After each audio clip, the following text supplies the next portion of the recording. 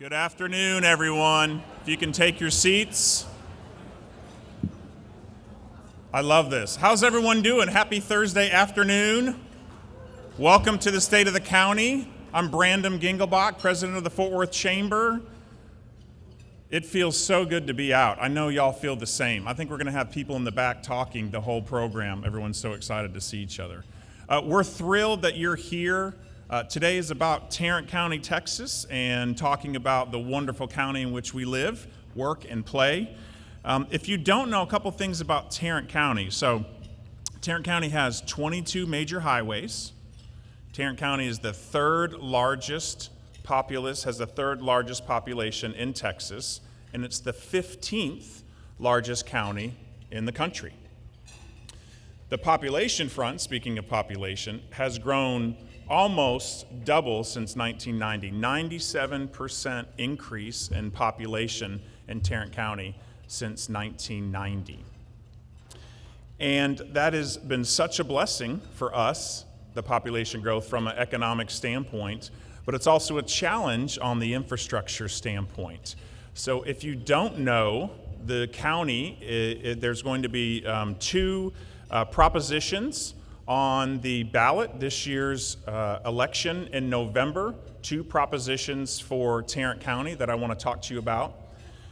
Proposition A calls for more road mobility construction throughout Tarrant County.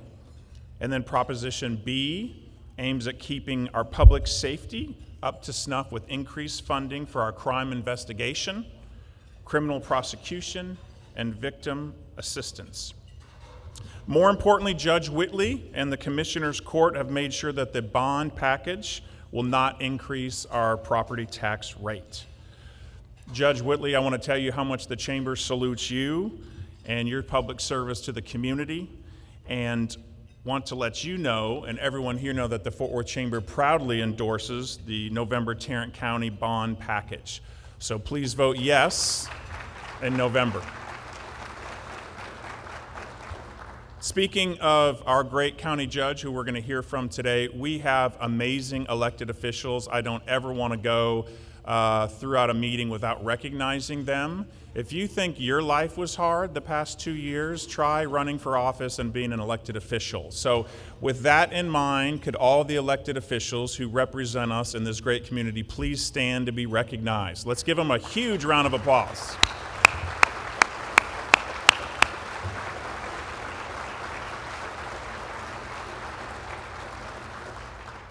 Wonderful.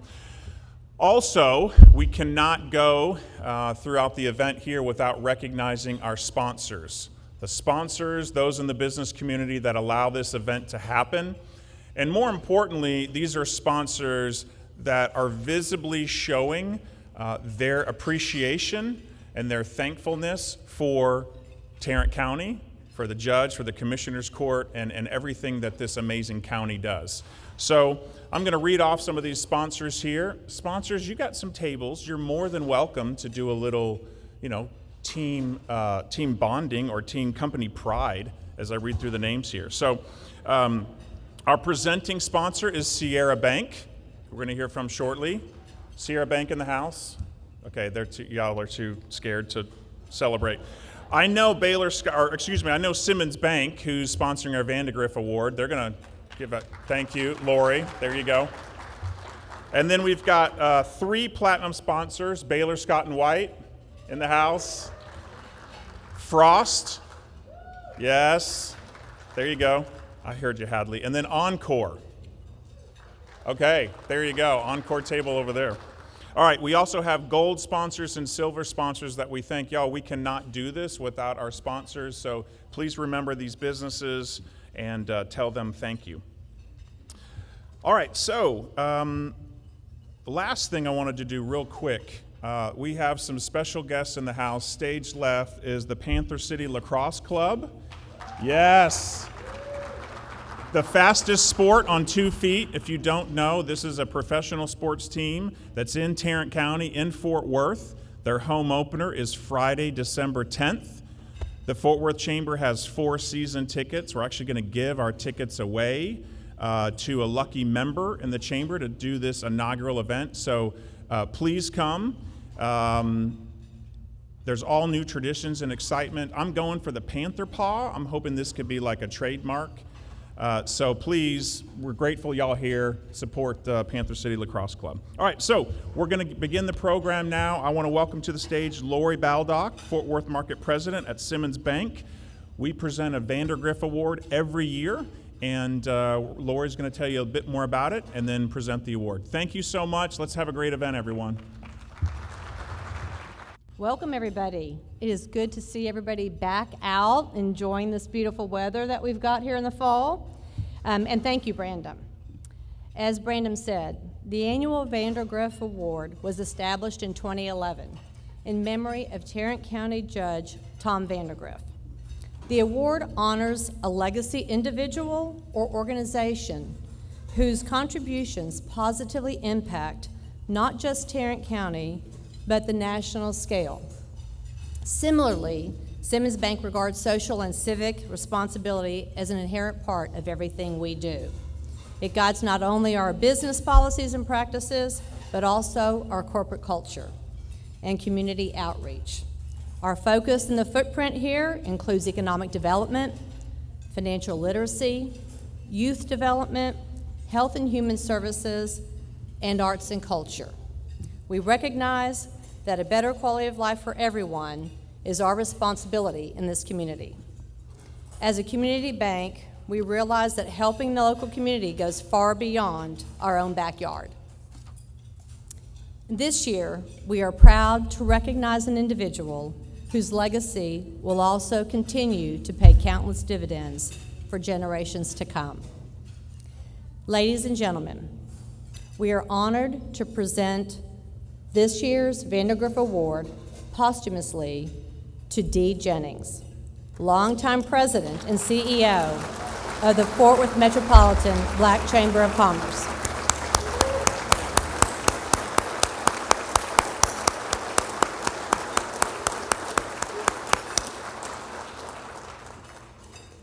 Dee Jennings passed away on July 24th, 2021, at 73 years young. Prior to the Chamber, he worked at TXU Energy for 27 years. Dee created the William Mann Development Corporation, a financial lending legacy, and Southwest Fort Worth, Inc., a community development agency. He assisted the JPS Health Network, Tarrant County Fort Worth ISD, and the cities of Fort Worth and Arlington with establishing minority and women-owned business enterprise goals. As a lifelong leader and advocate for Fort Worth business and professionals, we are proud to honor Dee's legacy with this award. Here to accept the award on his behalf is Sultan Cole, Chairman of the Fort Worth Metropolitan Black Chamber.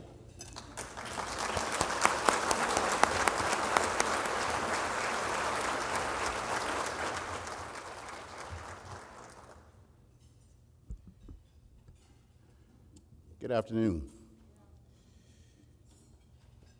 The Fort Worth Metropolitan Black Chamber of Commerce began in 1979, 41 years ago. One of its founding members is Devoit Jennings, who we're honoring this afternoon. He continued to lead our chamber for 30 plus years as president. So as you can imagine, not only did Dee's passing leave a void at our chamber, but he certainly left a void here in the city of Fort Worth. Our mission simply is this with the chamber, is to create a place or an environment here in Fort Worth where people will come to love to raise their families, have economic opportunities, to build generational wealth. Those were the bedrock principles of our chamber, formed by Mr. Devoit Jennings and so many others. We can all agree that Mr. Devoit Jennings was a good man. And there's a man by the name of Albert Pike who said, it's a good man that will find goodness in others. It's an honest man that will find honesty in the world. And it's a man of principle that will find principle and integrity in the hearts of others. I'm certain that we can all agree that DeVoy Jennings was a good man. He was an honest man. He was a man filled with principle and a man of integrity. So on behalf of DeVoy Jennings and his wonderful wife who is here, can we all just stand and just congratulate and honor Miss Gwen Barbary Jennings. She's here today, his beautiful bride of 41 years.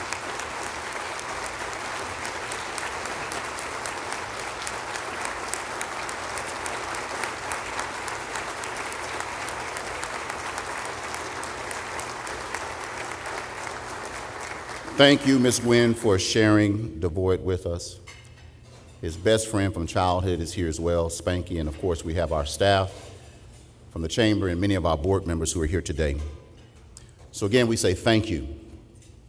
Thank you from the bottom of my heart. So many people have showed DeVoy Jennings so much love. And we accept this award today, the Vandergrift Award, on behalf of Mr. DeVoy Jennings, who will be greatly missed, but who has also made a great impact in the city of Fort Worth. Thank you.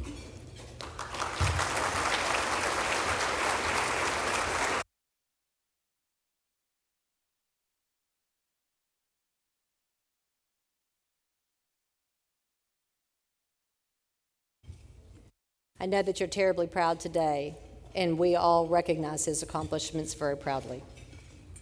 Thank you. Now, let me welcome fellow banker Charlie Powell, president of Sierra Bank, as today's presenting sponsor.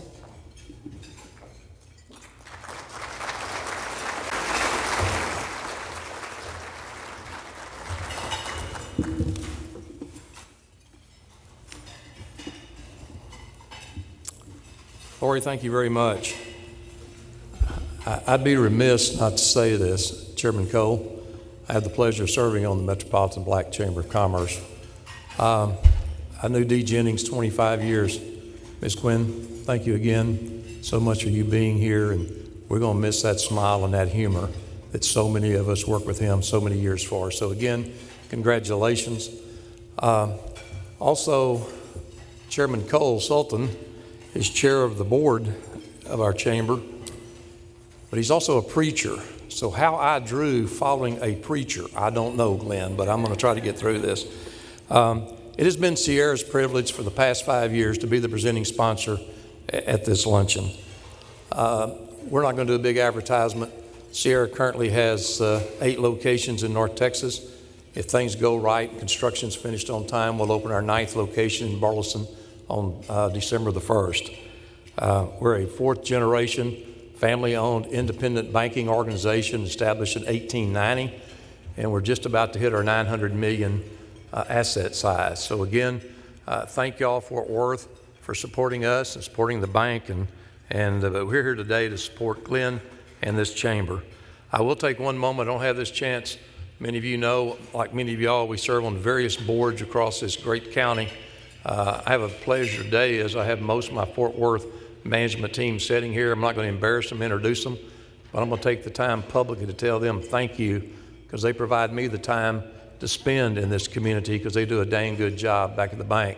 Now, there's a lot of banker friends in this room. Don't be trying to hire my people while I'm up here. I mean, banking is competitive. Lori's a dear friend. I congratulate the accomplishments they had. So anyway, it is now my time to introduce what we came here for, and that's to introduce our Tarrant County Judge, Glen Whitley. Glen has served as a Tarrant County Judge since 2007, and he previously served as a Tarrant County Commissioner, which he won back in 1997. And Glen may not remember the time, but I actually served with Glen when he ran his first race to become a commissioner, primarily in Northeast Tarrant County, and the election was in 1996. Sitting there looking at Glen and standing here, damn, we're of 25 years gone, Glen. So, but anyway, we're still here and glad to be here. So again, if we tried to say all the accomplishments that Glen has done, we'd be here forever. The staff in their official way, Brandon did want me to mention a couple of things, Glen. You already know you do these things great. Glen presides over the Tarrant County, obviously, Commissioners Court, and he provides leadership on policy issues and entire county services. And we all can take a moment and thank all of our elected officials, and certainly Glen as chair. The last 18 months have presented all of us, and certainly the county, with things we wouldn't have thought about 18 months ago, something called COVID-19.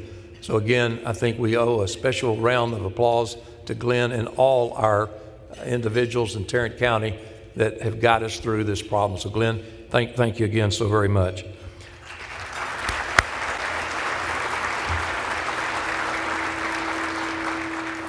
Again, we'd be here all day to talk about all the presidents and chairmen and organizations that Glen serves on. I'm going to digress one moment though. Many of us recall prior to county leadership, he was a business owner. And most of you know he was a co-founder of the accounting firm Whitley Penn. A recent op-ed noted that Judge Whitley has brought an accountability to the county government overseeing a period of rapid growth. And everyone heard Brandon mention about just where we are and how we continue to grow in this magnificent county we call Tarrant. I'll end on a little fun note that Judge Whitley's first job was to scoop ice cream in Grand Prairie, where he's from. And he learned all about small businesses and what they do and how they have to deal with things. And he's taken that same accountability and that, some would say, pencil CPA attitude of his and applied it to everything he's ever done. And so, Glen, as we get down to this, I know you're a top ice cream scooper, a skill you still do very well. And he can certainly, his lovely wife Brenda is not here today, but we've certainly been dear friends for many years. He and Brenda have 9 grandchildren. And I know he's got a lot of things he's going to continue to do, but since you were such a good ice cream scooper, we thought to keep you in practice, we're going to leave you a new fancy ice cream scoop so you can work with the grandkids. So please help me welcome our county judge, Judge Glen Whitley. Glen? Thank you, my friend. Thank you.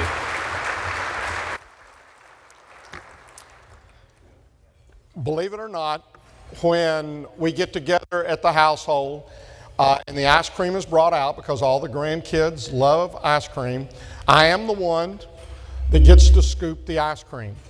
And for those of y'all who may not realize it, ice cream, there's a lot of air in ice cream. So you never scoop down like this. You always scoop around so that you don't push all the air out of the ice cream. And always have a little glass of hot water so that you keep dipping that dipper in the hot water as you start the next scoop. Now, I see you've learned your fact for the day, and you probably say, well, just shut up and go on home now. And that way, we've already learned our fact. But such is not the case.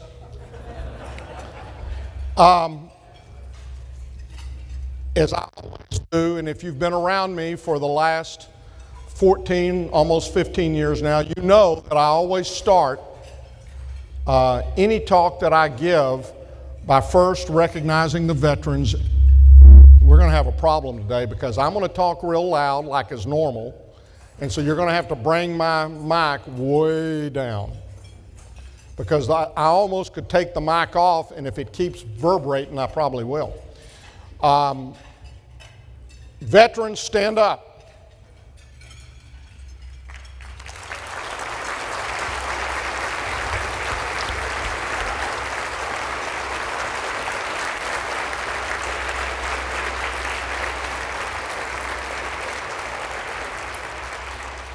The freedoms we enjoy are because people were willing to serve.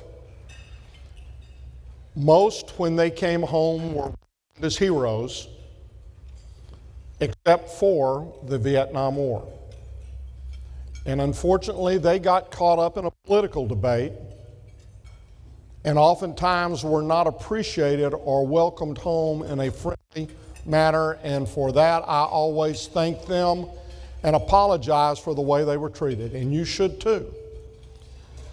The second thing that I always do is talk about domestic violence. And I've talked about this for, as I said, 15 years.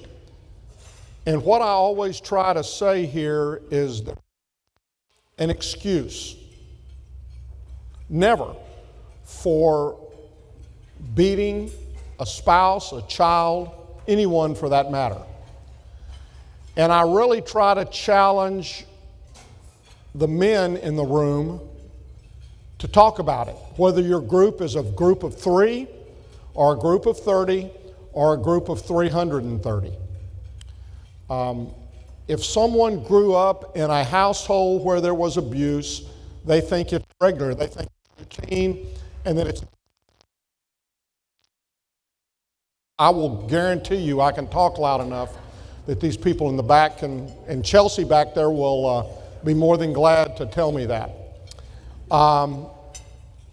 There's never a reason that justifies it, and we've got to do a better job of talking about it.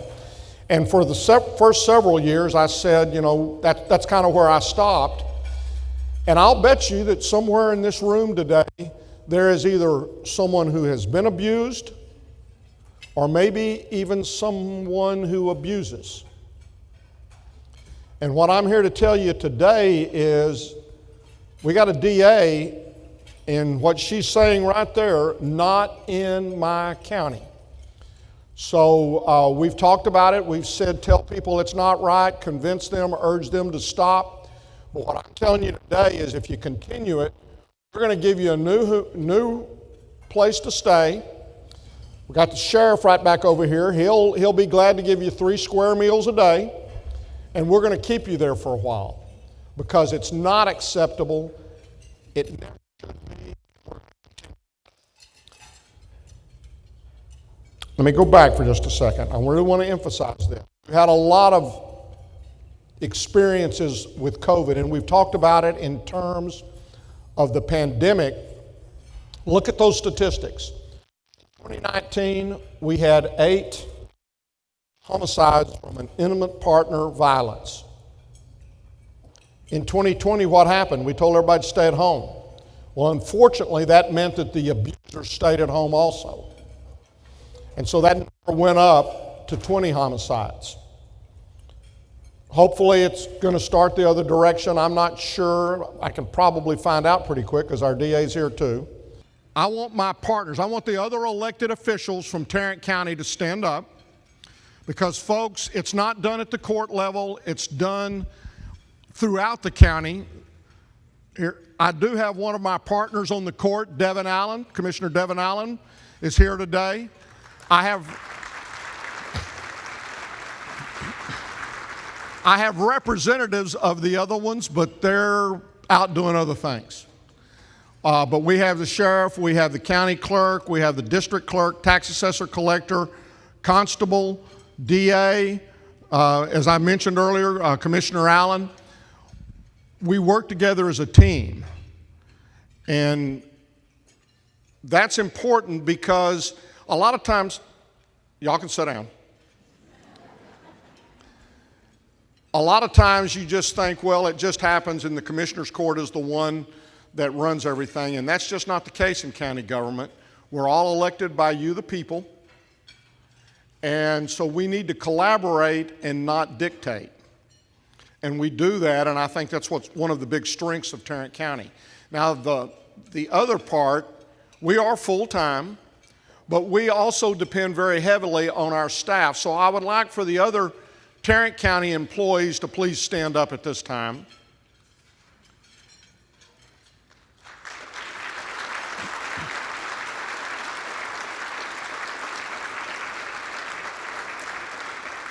And folks, you know, some of us came from the private sector thinking, okay, we're coming into government and those folks just don't work quite as hard and they're kind of walking to a different drummer. Yeah, they are. And it's a much faster drummer than a lot of times you see in the private sector. They have a passion. They have a passion for public service, and they bring that to work every day, and it's just not like it's not a job, it's a passion of getting things done and being respectful to people, and I can't thank them enough. And then I've got my own staff in the room, and I want them to raise their hands and stand up again. Chelsea's back there in the far corner. Where are the rest of them? Are they outside? Oh, there they are. They take care of me.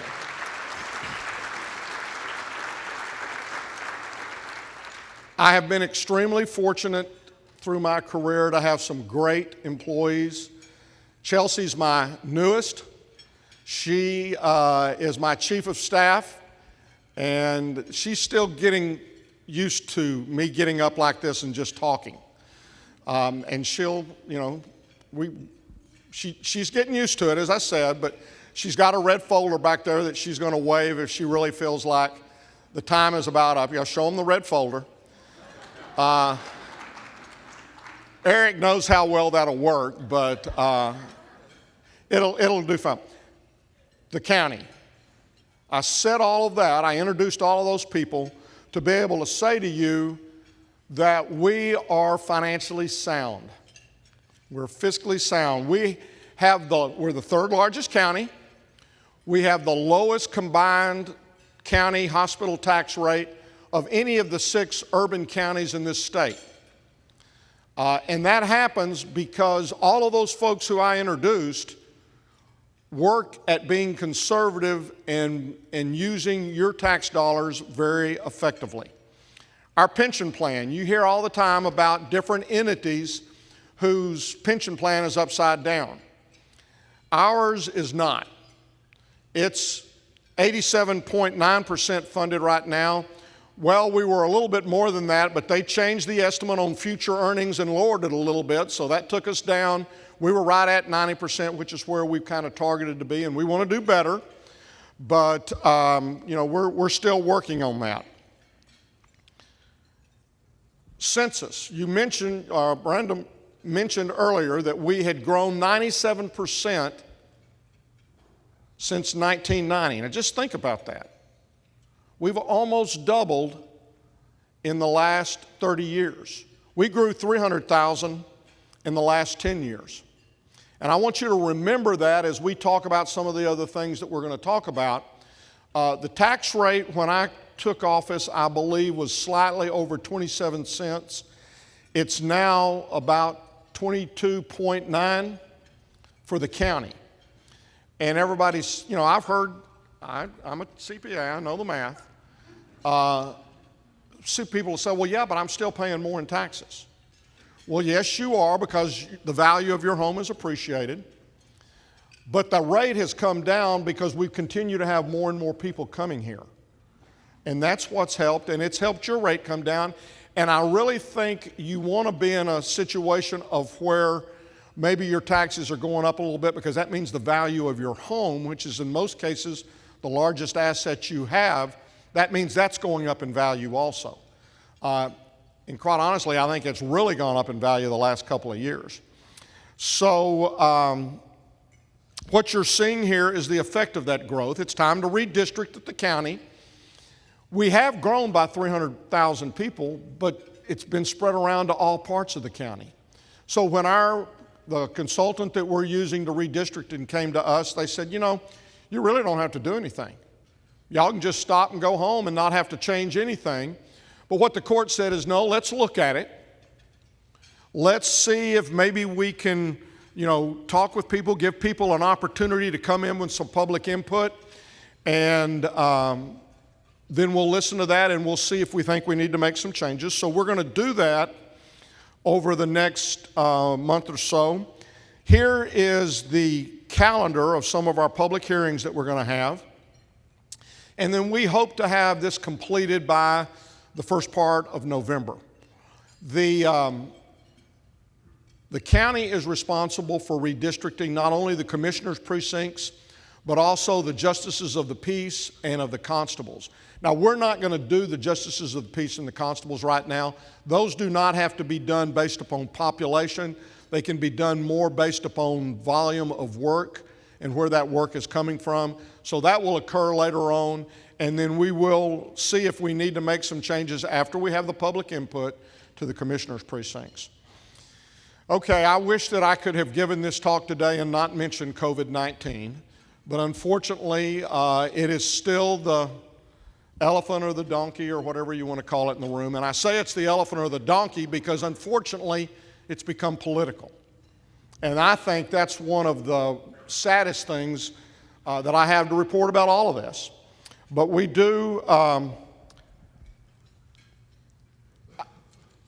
we're gonna have a slight stop here for just a second because, Brandon, I have a little packet there and I'm not seeing any notes or the next slide on my presentation down here, so it all of a sudden dawned on me that that's the case.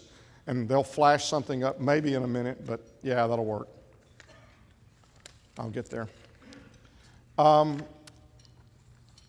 want to say some things about that. Again, what COVID has done for us, and it goes back to the collaboration that we talked about, because we're almost 19 months into this. March 13th is the day that we first started the process. And since in those 19 months, we have been talking weekly with the nonprofit organizations. That's been Monday morning. We've talked on Wednesday with our school superintendents, with our city managers, with our city councils and school boards. And then we've talked with our CEOs at the hospitals on a weekly basis. And why did we talk with them? Because throughout this process, the first priority that in talking with folks that we felt like we needed to do was to make absolutely sure the hospitals stayed open. That was the first priority. We knew that we were going to have a lot of positive cases. We knew that a lot of things were going to go on, but we felt like keeping the hospital open was the main thing, and they helped us tremendously in that. The other thing we knew is that there were going to be needs that the people were going to have, and so we talked with the food banks. We talked with Meals on Wheels. You know, as the senior centers closed down, that's where a lot of the seniors got their meals. And so when we realized that was happening, Meals on Wheels stepped up and expanded who they were delivering meals to. This is the kind of collaboration we have. We're not great because we're county employees. We're not great because we're city employees. This county is great is because we care about one another. And we saw that over and over and over again as these agencies recognized the problem and then found and helped to find a solution for it. As I said, I think we're all getting tired of it. We need to get kids back in school. And unfortunately, it's become political. This past week, we lost 123 people. 123 deaths. 89% had no vaccination. Folks, get the vaccination. Let's get this thing over with. Let's quit making it political. Hell, Trump was right there. He got his vaccinations. He went the monoclonal. He got all that stuff done.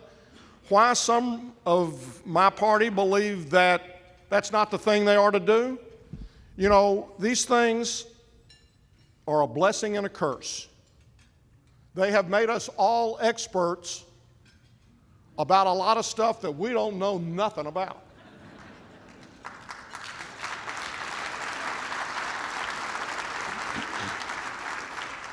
And they have helped divide this country because you can always find what you want to hear on here, and sometimes it's not the most credible number of people who are given that. So what I've said all along and will continue to say is I have been to a doctor annually for all of my life, and I trust what that doctor tells me to do. I've taken my kids to a doctor all of their lives, and I trust what that doctor tells me to do, and I don't need to get on the internet or social media and figure out why I can't trust those folks anymore. So please, put the politics aside, get the vaccine, let's get on with our life and move on to more important things as we go forward. One of the last things I'll say before we move up and move on to the next thing, is it has been 19 months. Yes, It's still here. But we are going to do, we're in the process right now of hiring a consultant to help us do an after-action report. We want to know what we did right, what we did wrong, and what we might have been able to do a little bit differently. As I tell everybody, my wife's Christmas letter last year is usually it's usually a letter. Well, last year it was 2 sentences. One, we were fortunate to have 2 COVID grandsons. We didn't get to be there when they were born, which we were not happy about, but we had 2 new grandsons born. And everybody now knows what the county judge does and who he is. Because prior to that time, I could kind of fly under the radar because I had the county judge to the east who loved to get in front of a camera. So we're going to do the after-action report. I tell everybody I knew it was in the job description. I just didn't want to have to dust it off. Okay, American Rescue Plan Act. As I tell groups that I talk to about this very thing, whether you think we've spent too much money or not, that boat has done left. So what we need to make sure of is that we don't squander these funds, because I truly believe that this can impact Tarrant County and its citizens for decades, and we need to make sure that we do it the right way. So once again, we're going back to collaborating. County's getting $408 million. I got friends who I hadn't seen in the last 24 years that have made appointments with me over the last 12 months. The cities are going to get about $470 million. The schools, well, Arlington and Fort Worth alone are getting somewhere north of $400 million, and we got 20 school districts in Tarrant County. So I truly believe that when it's all said and done, that Tarrant County will get over $2 billion. You know, we used to think millions were a lot, but now we're talking in terms of billions and trillions. So when we realized what was coming in, we brought all of the, Maddie and I talked about bringing in the folks from the schools, from the cities, and let's talk about maybe making some plans. And I always kind of, what I've come to really want to suggest is that we tithe. Now, I hope all of you know what that tithe represents. But it's about 10%, and I've talked with a few people. In fact, I talked with Hinkle and with Stan about a tithe before we came in here on some certain things. But that would be about $200 million that we set aside and that we all come together. We're doing a needs survey. That was one of the things that our court decided is before we just go off and start spending $408 million, maybe we ought to look at what the needs are. The hospitals have done needs assessment for a long time. So what we want to do, and we're supposed to have our first preliminary report back about in about 2 weeks, on what our priorities might be for this money. And I believe, and when we all came together and we said this to the groups, we had Tom Luce, 2036 project, and the chair of the Fed in the Dallas area, which I think he's looking for work right now. But they came together and we sat down and we talked about priorities. And what kind of initially surfaced was education. That's important. Child care. I have always felt like that we need to really focus on child care. And then I think mental health and work with the mental health. Of course, we need to continue to work on getting past the pandemic. We need to work on economic development. And I'm going to show you in just a minute what the pillars are that Tarrant County, but we're going to get this survey back.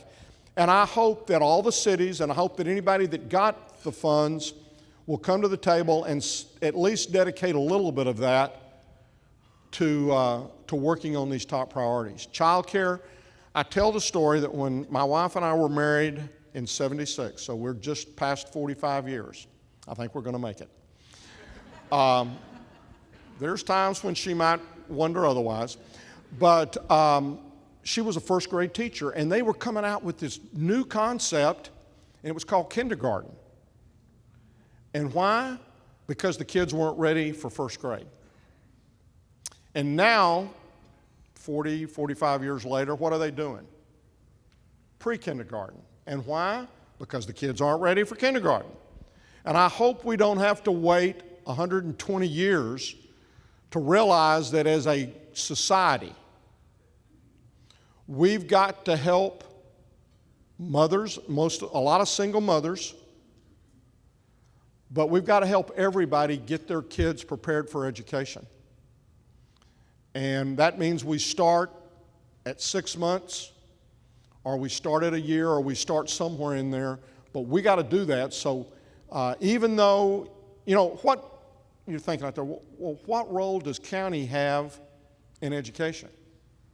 Well, let me tell you the role that we have if we don't educate them. They get to spend time with the sheriff back there, or they get to spend time in our juvenile detention center. And then we end up supporting them for a lot longer at a much higher cost. And that's the same thing with the cities. We've got to be focused on education, not only catching these folks up that have lost, for all intents and purposes, the last 2 years of education. We've got to also prepare the younger ones to get through that. So that's one of my key priorities. I hope that the cities, I hope that the schools, and I hope that the county will dedicate at least 10% of the money we get to whatever common priorities we can set. And that means that some of you may get the money back, or some of you may be just paying a little bit for it. So what are we doing? This is the policy that we adopted, and I think it's a great policy because, again, it talks about strengthening our community. As I said, we're going to get the results back from our needs assessment, and then we'll go about making sure that that happens. This are the 4 pillars that we've tentatively set aside, and those numbers at the top are the allocations of the first half of the $408 million we're going to get. So we've got that money. It's sitting in some of the banks around here, and we're going to start using that money, but here are some of the goals. But again, what I'm hoping is that we don't look to spend this and do something for just the next couple of years, but maybe for the next couple of decades. And I think we can make that difference. And one of the projects that we're looking for and have already set aside this money for is a mental health jail diversion program. You go to any major county, any large county in this country, and that will be where we house the majority of individuals with mental health problems, and that's not right. It's not right for the folks in the jail with a mental health issue, and it's not right really in the most efficient way to do it. So we're going to create a program. We've actually bought the building, I think now. We have bought the building probably this week. We know where we're going to go, and this is going to be a place where the police, when they encounter someone, not on a violent crime, but maybe a criminal trespass, they can check with our MHMR and determine whether or not, okay, this person's had some issues. Maybe they're off their meds, so instead of taking them and booking them into the jail, they're going to take them to this diversion center. And at that diversion center, they'll be able to stay a couple of nights. We'll have someone there from MHMR who will help to evaluate them and to try to get them into a program, but won't end up getting them into the jail where they can begin a downward spiral that is not good for anybody. So we think it'll be a win for the police, it'll be a win for the jail, but most importantly, it'll be a win for the individual. Okay, Brandon, the next 10 minutes I don't have to do now because Brandon did that for me earlier. we got a bond election. And what I would tell you is this will be the third bond election that we will have had since I have been on the Commissioners Court. And again, that's 25 years. So we don't do these things often. The last one we did was in 2006, and it was a transportation program along with 4 buildings, and it was 5 propositions. The transportation one actually passed with 82%. The rest of them were in the low 70s. We had a call for project. This is $400 million. We've dedicated $200 million to city-type projects. And the key here is the cities could submit projects, and I think we had almost 200 projects. And then the key here is we will match them dollar for dollar. So in effect, if we're talking about $200 million, that means they're going to be putting up at least $200 million. And here are a list of the projects. We had a committee, a 16-member committee, and they evaluated all the projects. Freese and Nichols helped us with the engineering part of answering questions and helping on the priorities. These were the projects that came up as picked, and we'll start at, if you pass it, we'll start at the top and we'll move down. And we've also got $125 million set up for multi-jurisdictional projects. It could be working with counties surrounding Tarrant County. It could be working with cities. But it's making sure that we connect the roads and we don't terminate the road at a city limit where the other city is not quite as eager to bring those things in. So we're going to work through that. And then we have $75 million that is split among the 5 court members. We each get $15 million. And we will use that to help either in the commissioners' cases, their individual precincts. They can spend it however they want to.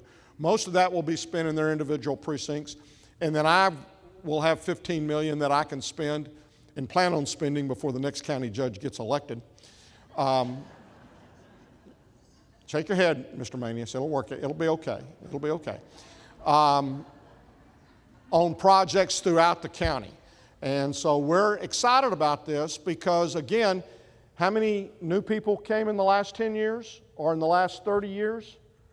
Almost 1 million in 30, almost a little over 300,000 in the last 10. If we're going to keep people moving here, we've got to keep them moving after they get here. And that's what this will allow us and will help us to do. The other thing that we're talking about on this particular issue is a building for our district attorney. You can look here at the number of cases. You don't have growth. Unfortunately, it's not just the good folks that are moving to Tarrant County. And so with that, we have to continue to grow our county departments. You've got the DA, the courts, the jails. You've got a lot of different projects like that we have to do. And so that's the building that will be on there. And we're excited about that. And again, I want there'll be 2 options, Proposition A, Proposition B. Please support those propositions. Can I say that? Good. Well, as long as the DA's shaking her head, I feel a whole lot better about that because she's the one that'll put me in jail. Here are the election dates. Early voting starts October the 18th, Election Day, November the 2nd. Elections. Has anybody heard anything? I mean, it's been kind of boring about elections. I mean, who cares about elections? We read on Facebook a couple of Thursdays ago, I guess probably 2 weeks ago, that we were being audited, that it was already in process. And so the next day I called and said to GK, is there something you want to tell me? And I called our election administrator and he said, well, that's the first I heard about it. But he called and we said, we are ready to help in any way we can. And some of the stuff that they're talking about in this audit, we've already done. Prior to the election, we did a cybersecurity check. We rated very high, I'll just say, of the 254 counties. My IT department gets real nervous when I say things about IT because they feel like there's no hackers in the room, I'm sure. But they get nervous about me. He's wiping his forehead already. When I challenge, we just did very good. We did very good. We also have certain things that have to be done within 72 hours after the election. Those things were done perfect in Tarrant County. So we feel very, very good about the results that we got. Now, this is where I'm going to talk about county government because, again, most of y'all don't have a clue what most of us do. But counties they oversee the elections all over this country. And I've got friends who I've talked with in Maricopa County. I've got friends that I've talked with in Iowa and Pennsylvania. I know these folks. I know how seriously they take the integrity of the election process. And what you need to understand, as I said, we oversee the process. The process is conducted by folks just like you. In fact, I'm sure that there are folks in this room who either work the polling locations for early voting or work the locations on election day or come in after the election is over with on election day and help with the process of actually making sure the votes are counted. And let me just say that in every one of those instances, there are at least two people, and they are from different parties, that are used whenever you operate and you do those ballots. We had a little glitch with some of the absentee balances this year, and we had to duplicate about over 20,000. And I was there for most of that, every day. And I can just tell you, the people took that extremely serious. There were always two people that were overseeing the duplication of those ballots. If one of those people had to get up and go use the restroom or do anything, everything stopped. And I mean everything stopped. So if we can do anything that will bolster people's confidence in this election, then we stand ready to do it. And then once that's done, I feel very comfortable that the results are going to come back identical, if maybe change a little bit. But folks, we had a good election, and it's time to move on and get on with the other business that's important. Again, it's the points that the parties are trying to score right now are basically sowing distrust, and it's wrong. And so I wish that they could go on to something else and move off. And once again, my friend is not helping on this.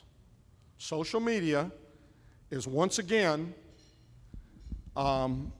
doing everything they can to sow that distrust. And you folks need to stand up and say, that's not right. It's just not right. And especially those of you who have been involved in that election process. So I hope that you will do that. I've announced that I'm not running for re-election. We've seen new mayors in Fort Worth. We've got a new mayor in Arlington. There is a changing of the guard, and I'm glad to see it. I think it's time for the next generation of folks to come up, but it also means you better get involved. What do I mean when I say you better get involved? In the last two elections, 2018 let me be sure I'm getting this right, 2020 and 2018, less than 16% of the registered voters, and about half the county are registered to vote, selected the people who the rest of y'all got to choose from when we got to November. And so I've often heard, well, golly, when I got to I don't really like anybody that's in there. Well, I think we've got some great people who are running, but there needs to be a lot more people running. Whether here, I'll just make a general comment. Here, she's getting real nervous.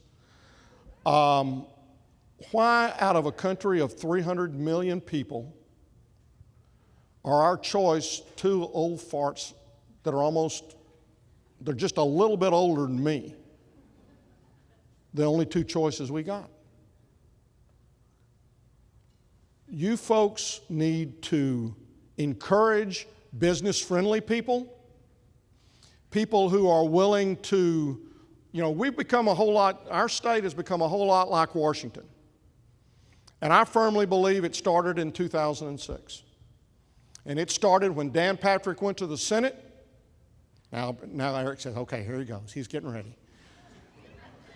It's when Dan Patrick went to the Senate, and it's when Empowered Texas was created.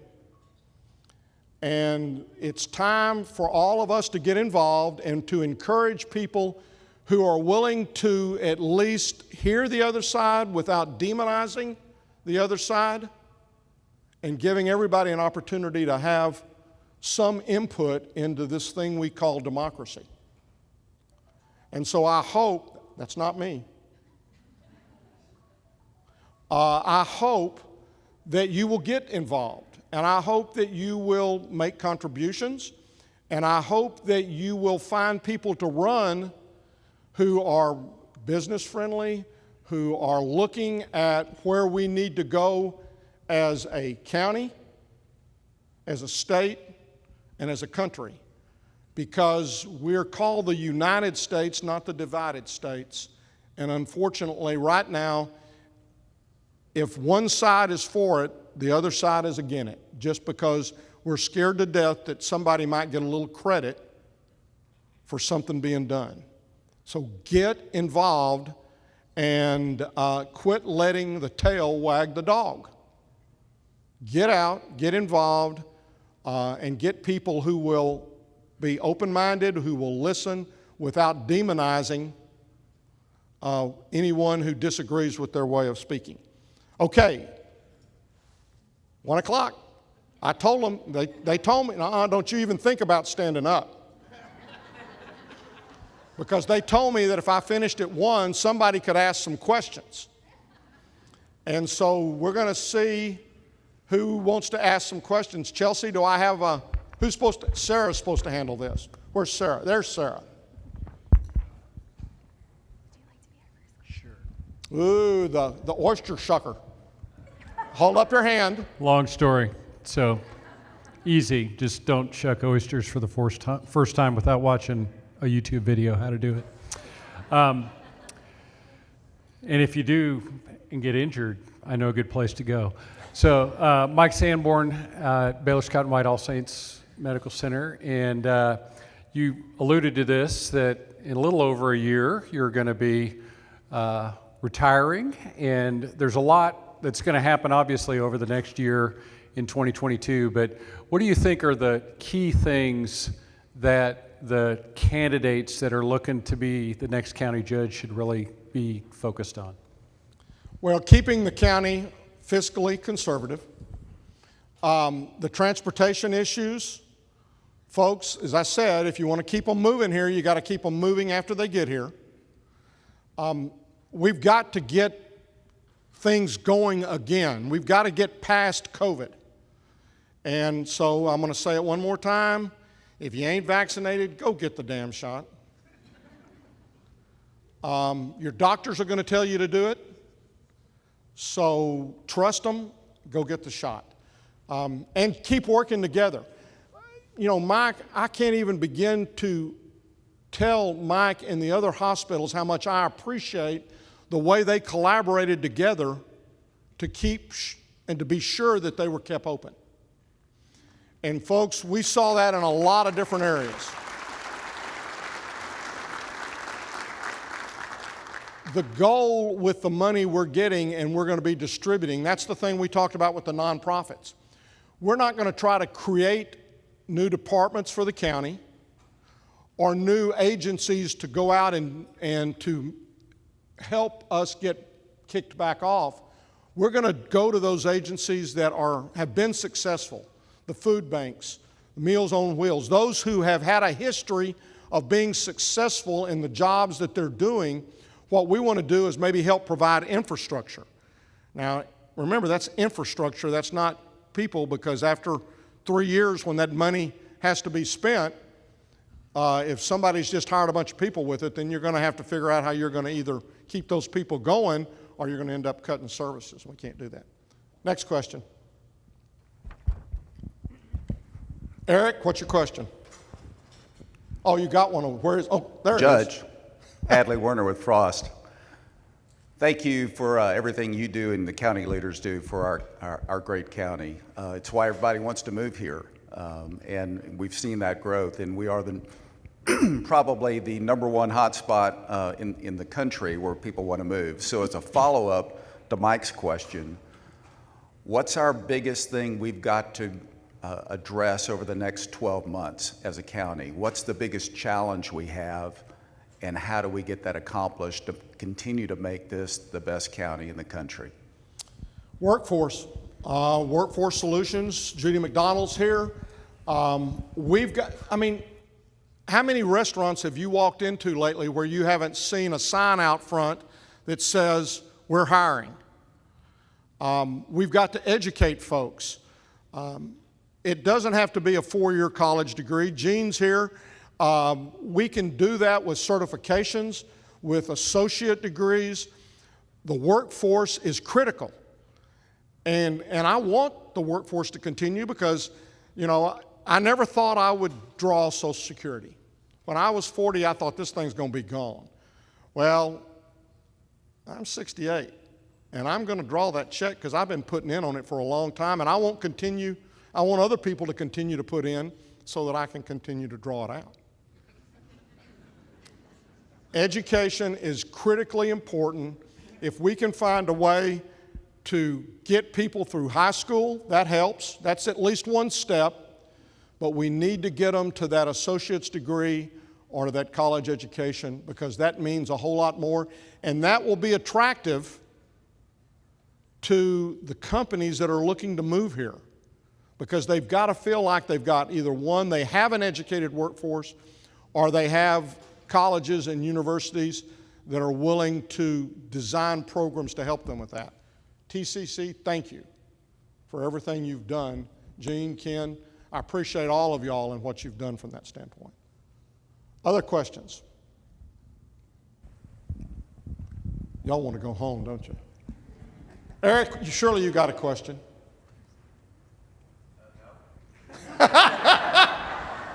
So let this day go down in history as the day that Eric didn't have a question. He's turning about 3 shades of red back there. Even on that bald head, you can see that. Okay, anybody else got any questions? Leah.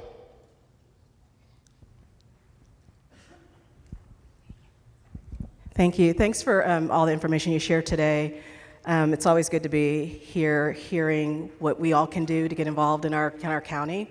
One of the things that you mentioned was that there's going to be some coordination among the county and some of the larger cities on how not just the ARPA funding is used, but going forward on just a larger vision for the county. Can you maybe expand a little bit upon, if you had a magic wand, what would that overall vision that all of us can be rowing toward and help support long term?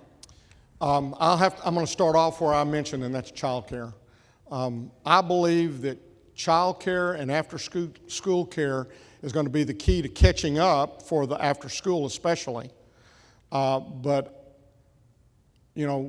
we've got to get these kids ready to start school. And all of you in this room who've had kids know that you would read to them at night, that you would talk to them about their colors and about their numbers and about their letters. But if you're a single mom working a couple of jobs, it's hard to wake that child up at 10 o'clock in the evening and say, okay, let's read and let's go over these things. It's the number of words that you know. We have got to find a way to make that child care accessible to everyone. And, somebody was telling me today, for a child to be put into a quality child care, that we're talking about $300-400 a week, maybe more. Now, folks, if you're making $30,000 a year and you're spending $15,000 on child care for one child, it don't happen. So that's the first thing. I truly believe we've got the ability to really solve a lot of our homeless issues. And by that I mean we've got folks who can make money, but they can't make a living wage. They need permanent supportive housing. And our MHMR can work with other agencies to make sure that we have that. So I think homelessness is another area. And homelessness is spreading beyond just downtown Fort Worth as our county continues to grow. So we have to make sure that we're making those available and, again, collaborating with our cities. Now, they're getting the lights brighter, so that means they're going to try to blind me out of here. The one other thing was mental health. And, 10 years ago, 15 years ago, if somebody said something about mental health, we immediately thought, okay, this was a drug user and they've got a mental health problem because they use drugs. And so we don't care about mental health. Well, over the last, I think, 10 or 15 years, we've begun to really understand that there's chemicals that are going on in our body and there's genetics and there's all this kind of stuff that may mean that you just need to have a little help. We spend a whole lot of our healthcare dollars from the shoulders down. We need to begin to spend a little bit more from the shoulders up. And I think if we will do that, we can help a lot of people be very contributing members of our communities. So those are the three things in my mind that I hope come out on top. But again, that's why we're having the needs survey done. And that's why hopefully after we get that done, we'll bring the schools and the cities, and hopefully everybody, I know that there's a lot of things you want to spend that money on, but at least consider putting a tithe away and letting the community do the Lord's work with that tithe. And if we'll do that, I really believe we can move the county ahead for decades and not just for the years between now and when that money is supposed to be spent. Any other questions? One last question if anybody's got one. Looks like y'all are ready to go home. Thank you. Tarrant County is a great place.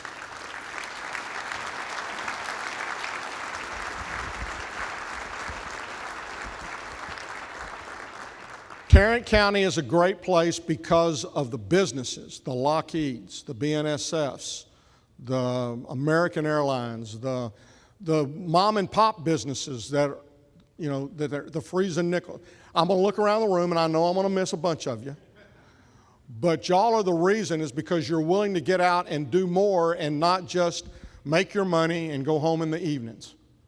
And that's what makes this such a great, great place.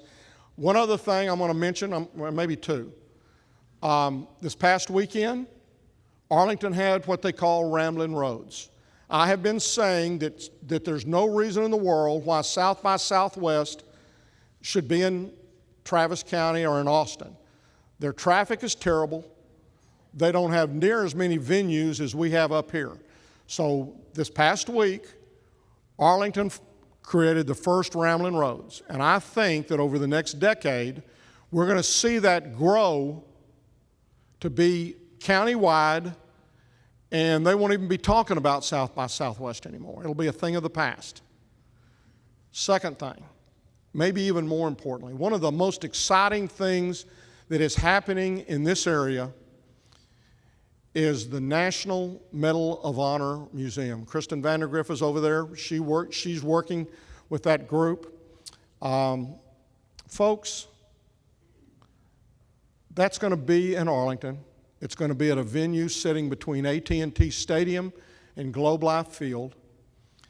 And it is going to recognize people who, there's not many of, there's a little over 3,500, I believe, that have ever been presented the National Medal of Honor. Don't ever say won it around them, because they will each tell you they received it. They never would have wanted to win it. They are the most genuine people, and many of them will tell you that I'll tell you that what they've done after they did that heroic, whatever it was that allowed them to be the recipient, they'll always say it was the others. I'm up here representing a group of folks. But that's going to be in Arlington, Texas. And it will bring people here like nothing else. And we are to be very proud that Tarrant County was selected as the home for that. Follow it. 24? Is that when they want to open it? You're not going to want to miss that. We need to be very, very proud, as we are. I have Tarrant County, in my mind, is one of the most patriotic counties in this country. Lockheed, my kids lived underneath those jet paths, and I had them trained. It was never a jet. It was the price of freedom. And that's what we're all about. Thank you all for being here today. I cannot tell you what an honor it has been to have served Tarrant County. I love county government. There is nothing better. So again, thank you all very much for coming out and spending a little bit of time with me today.